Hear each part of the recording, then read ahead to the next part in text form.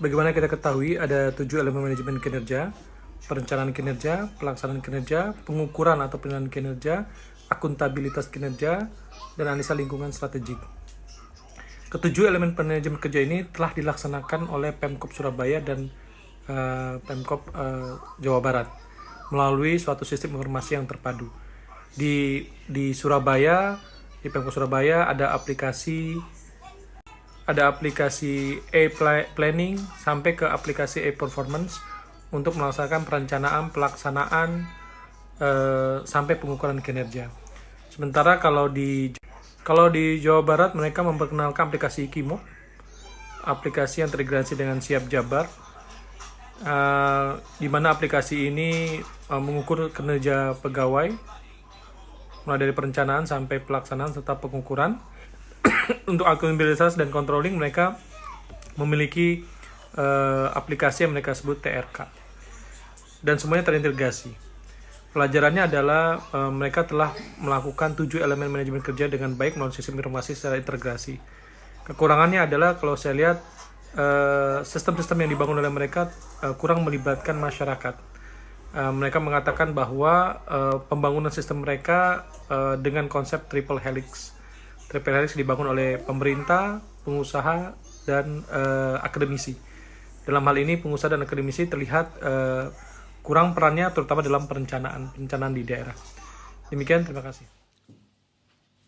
Berikutnya adalah terkait manajemen kinerja yang ada di Badan Kepegawaian Daerah Provinsi Jawa Barat maupun yang ada di Dinas Informasi dan Komunikasi Pemerintah Kota Surabaya.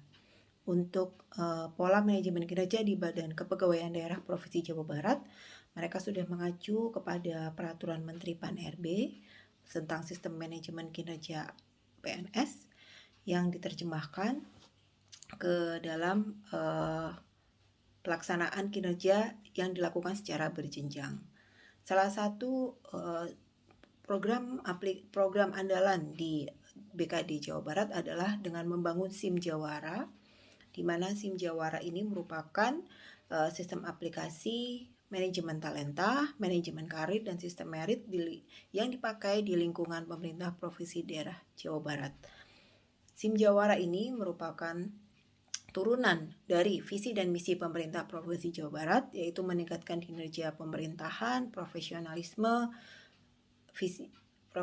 aparatur, di mana visi dan misi tersebut diterjemahkan dalam tugas dan fungsi BKD Provinsi Jawa Barat, yaitu melaksanakan fungsi penunjang urusan pemerintah, khususnya urusan pengadaan dan mutasi pegawai. Aplikasi SIM Jawara ini tidak berdiri sendiri, namun ada aplikasi pendukung, yaitu aplikasi e-talent dan e-mutasi. Lalu untuk memantau bagaimana performance dari setiap pegawai, juga sudah dibuat aplikasi yang mengintegrasikan seluruh manajemen kepegawaian, yaitu aplikasi tunjangan remunerasi kinerja atau TRK. Secara garis besar dan sesuai dari penjelasan narasumber, bahwa pelaksanaan kinerja, pemantauan kinerja, dan pembinaan kinerja telah dilakukan dengan baik, sehingga output, yaitu tercapainya sasaran kinerja pegawai dan outcomes berupa peningkatan kinerja pemerintah dan profesionalisme aparatur telah tercapai. Kemudian kita beralih ke manajemen kinerja yang ada di Dinas Informasi dan Komunikasi Pemerintah Kota Surabaya. Jika kita perhatikan dari penjelasan narasumber bahwa di Dinas Informasi dan Komunikasi Pemerintah Kota Surabaya, mereka juga sudah menerapkan sistem manajemen kinerja sesuai dengan peraturan Kementerian Pan-RB nomor 8 tahun 2021 tentang sistem manajemen kinerja pegawai. Kalau dilihat dari mulai tahapan perencanaan, pelaksanaan, maupun sampai dengan keberlanjutan program manajemen talenta yang dibangun oleh Pemprov Jabar dan program sistem pemerintahan berbasis elektronik yang dibangun oleh Diskominfo Kota Surabaya, di situ sangat terlihat bahwa peran para pemangku kepentingan itu sangat penting gitu, dan melibatkan banyak stakeholder, antara lain kementerian lembaga, perguruan tinggi negeri dan swasta, ASN internalnya pun juga ikut terlibat, badan usaha dan masyarakat di luar pun juga ikut terlibat. Jadi bisa dikatakan jejaring kerja dan kolaborasi yang dilakukan oleh BKD Jawa Barat dan Diskominfo Kota Surabaya sudah cukup baik. Dari studi lapangan ke pemerintah Provinsi Jawa Barat dan Disdukcapil maupun Diskominfo pemerintah Kota Surabaya dapat dipetik beberapa pembelajaran terkait dengan inovasi pelayanan, yaitu 1. Perlunya komitmen yang kuat dari pemimpin tertinggi organisasi agar upaya inovasi pelayanan dapat berjalan dengan baik. Yang kedua, diperlukan dukungan SDM maupun sarana dan prasarana yang memadai. Yang ketiga, perlu ditetapkan sasaran apa yang akan dicapai. Yang keempat, perlu ditetapkan strategi apa yang akan digunakan. Dan yang kelima, hasil atau manfaat yang dapat diperoleh dari inovasi pelayanan, diantaranya pelayanan menjadi semakin baik dan lebih cepat, motivasi kerja pegawai meningkat, tentunya perubahan budaya kerja. Manajemen talenta adalah serangkaian proses sumber daya manusia terpadu yang meliputi dari identifikasi, pengelolaan, dan pengembangan sumber daya manusia berdasarkan kinerja dan kompetensi dalam rangka the right man on the right place. Pembangunan talent management di Provinsi Jawa Barat bukan melalui proses instan. Mereka melalui dari tahun 2010 sampai sekarang, dan sekarang sudah tertata dengan apik. Ada yang kita sebut biasa dengan 9 boxes. Dengan perlakuan 9 boxes ini, sumber daya manusia telah terpetakan kepada 9 box. Dari pemetaan 9 box ini akan dilakukan treatment yang berbeda-beda dari box 1 sampai box 9. Box 9 biasa kita sebut dengan star, adalah siap untuk dipromosikan menduduki jabatan yang lebih tinggi. Namun demikian, box-box lainnya ini mendapatkan treatment yang berbeda-beda untuk menuju ke box 9. Oke. Kemudian untuk Diskominfo di Surabaya, sebenarnya mereka adalah melayani SKPD yang lumayan cukup banyak. Kemudian mereka terinspirasi untuk mendigitalisasikan dalam pembinaan kepegawaian. Dalam digitalisasi ini, Surabaya ataupun Jawa Barat sama-sama menerapkan prinsip fairness. Semua terukur secara detail, kemudian ada timbal balik kewajiban yang harus dilakukan dan hak yang harus diterima. Saya kira lesson learn-nya adalah bahwa pembangunan talent management, pengelolaan sumber daya manusia secara digital ini sangat terukur dan berkeadilan bagi pembinaan kepegawaian. Demikian. Assalamualaikum warahmatullahi wabarakatuh. Pada kesempatan ini saya akan menyampaikan lesson learn untuk hasil studi lapangan pada BKD Provinsi Jawa Barat dan Diskominfo Kota Surabaya. Untuk peran kepemimpinan, mana pemimpin dalam hal ini berperan langsung dalam mencapai tujuan organisasi. Karena pemimpin adalah roda penggerak organisasi dan sebagai role model bagi staf dan orang-orang di lingkungannya. Pemimpin tidak dapat mencapai tujuan organisasi apabila tidak didukung oleh staf yang kompeten dalam bidangnya. Berkaitan dengan era 4.0, ini yang sangat memerlukan perubahan yang cepat, maka diperlukan pemimpin yang mampu menggerakkan organisasi dengan memberdayakan seluruh potensi yang ada dalam organisasi. Pimpinan di dua institusi tersebut adalah, menurut kami, adalah pemimpin yang transformasional karena mampu mentransformasikan hal-hal yang terjadi dalam organisasi menjadi organisasi yang berkinerja tinggi. Demikian dari kami. Terima kasih. Assalamualaikum warahmatullahi wabarakatuh. Saat ini teknologi informasi dan komunikasi telah masuk ke dalam seluruh lini dan sendi kehidupan, termasuk juga ke dalam dukungan dalam pelaksanaan pekerjaan aparatur sipil negara. ASN atau pegawai pemerintah harus adaptif menyikapi perubahan, termasuk penggunaan teknologi informasi dan komunikasi menuju transformasi digital pemerintahan. Di masa mendatang, sistem pelayanan pemerintah secara digital dan virtual akan banyak mendominasi sistem kerja ASN dalam memberikan pelayanan kepada publik atau masyarakat luas. Lesson learn yang kami dapatkan pada saat sesi studi lapangan, terutama di sisi pengelolaan TIK di lingkungan BKD Jawa Barat adalah bahwa dalam melaksanakan pengelolaan kepegawaian di lingkungan Provinsi Jawa Barat, BKD Jawa Barat telah mengimplementasikan TIK sebagai sarana dalam mendukung pengelolaan sumber daya manusia. Berbagai aplikasi telah dibangun dan dikembangkan untuk memudahkan pelaksanaan pengelolaan sumber daya manusia mulai dari perencanaan sampai dengan pemberhentian atau pemensiunan. Seluruh aplikasi yang dibangun disosialisasikan terlebih dahulu pada level pimpinan tinggi untuk selanjutnya secara berjenjang sampai dengan level terendah, agar seluruh PNS dapat memahami dan melaksanakan implementasi aplikasi dimaksud sesuai dengan tugas dan fungsi jabatan masing-masing.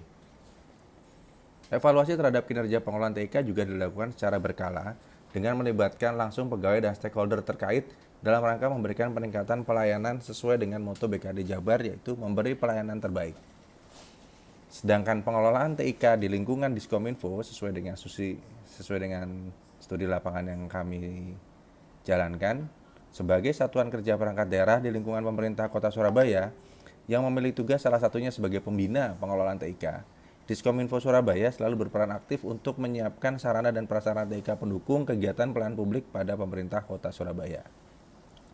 Diskominfo Surabaya dalam hal ini selalu menjadi leader dalam setiap proses pembangunan atau pengembangan TIK yang ada di lingkungan pemerintah Kota Surabaya, termasuk dalam hal ini berperan sebagai wasit dalam menentukan proses bisnis apa yang akan dilakukan digitalisasi untuk mempermudah dalam setiap pembangunan dan pengembangan TIK.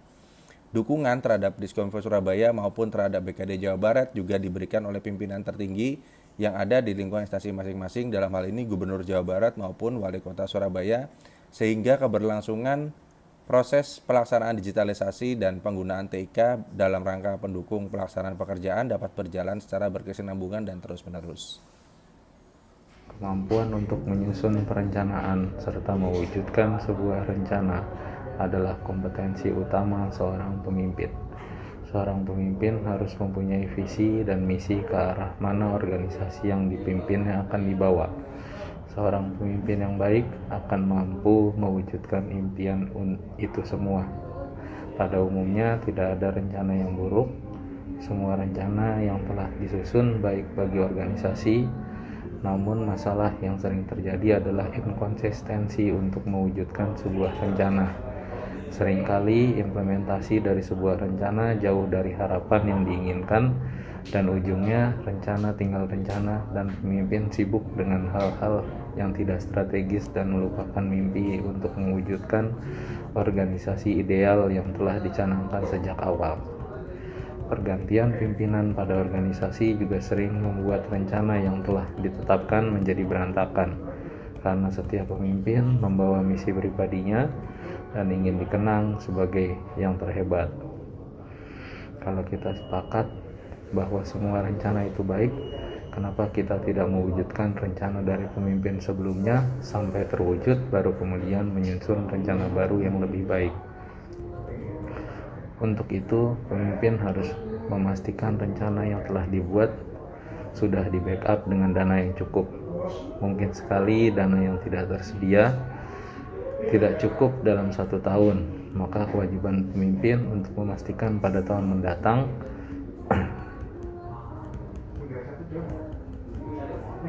dana tersedia untuk memastikan agar rencana tercapai. Seorang pemimpin harus paham ketika bicara dana, maka masalah utama adalah keterbatasan. Dimanapun kita berada, sumber daya dana senantiasa terbatas. Oleh sebab itu, seorang pemimpin harus mampu memilih prioritas dari rencana yang ada disesuaikan dengan keterbatasan dana. Selain itu, seorang pemimpin harus juga mampu menyusun dan menggunakan dana yang terbatas tersebut secara efektif dan efisien. Evaluasi pelaksanaan rencana adalah bagian dari kegiatan perencanaan yang secara sistematis dengan mengumpulkan dan menganalisis data dan informasi untuk menilai pencapaian sasaran, tujuan, dan kinerja pembangunan. Evaluasi ini dilaksanakan berdasarkan indikator dan sasaran kinerja yang tercantum dalam dokumen rencana pembangunan. Indikator dan rencana sasaran kinerja mencakup masukan atau input, keluaran, hasil, dan manfaat dan dampak dalam rangka.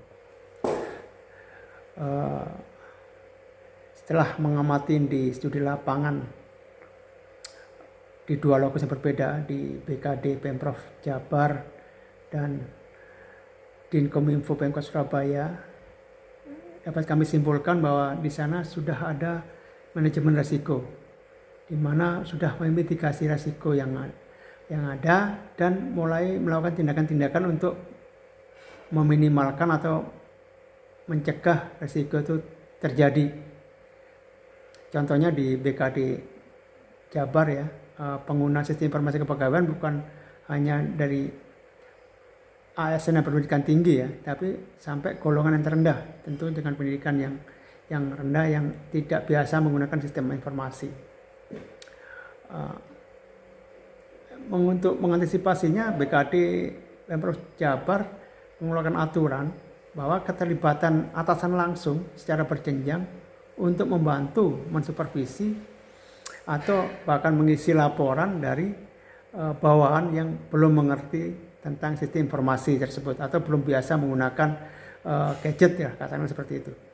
Kalau di Pemkot Surabaya, di Dinkominfo, di sana melibatkan perangkat pemerintahan terendah, itu RT, RW, bahkan Karang Taruna untuk melakukan supervisi dan membantu masyarakat dalam mengakses layanan masyarakat, tentunya dalam sistem informasi layanan masyarakat. Dari dua hal tersebut dapat kita simpulkan lesson learned yang kita ambil, keterlibatan stakeholders dan suatu aksi perubahan baik yang menjadi objek maupun subjek perlu dimitigasi resiko-resiko yang timbul terhadap keterlibatan stakeholders tersebut, sehingga dapat diantisipasi atau diminimalkan resiko yang dapat mengganggu pelaksanaan atau aplikasi dari aksi perubahan tersebut. Selesai itu. Jadi mitigasi resiko terhadap stakeholders sangat perlu sekali untuk mensukseskan suatu aksi perubahan. Saya rasa itu. Terima kasih.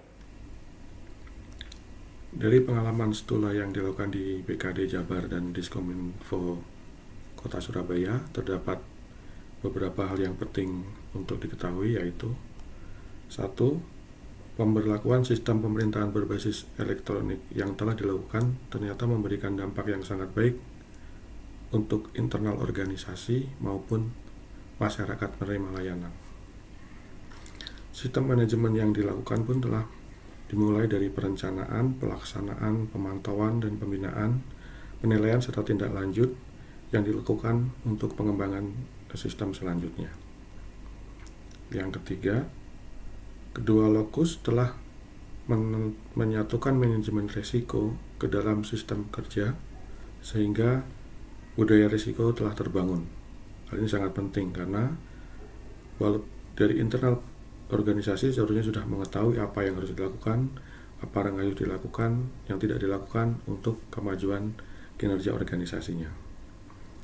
Dan ternyata hal-hal tersebut di atas dapat dimiliki oleh kedua lokus tersebut karena memiliki pemimpin yang mempunyai karakter yang kuat, sehingga pengaruh pemimpin tersebut dapat memberikan capaian tujuan dan peningkatan kinerja organisasi. Pada akhirnya, efektivitas dan akuntabilitas organisasi tersebut dapat terrealisasi dengan baik. Demikian.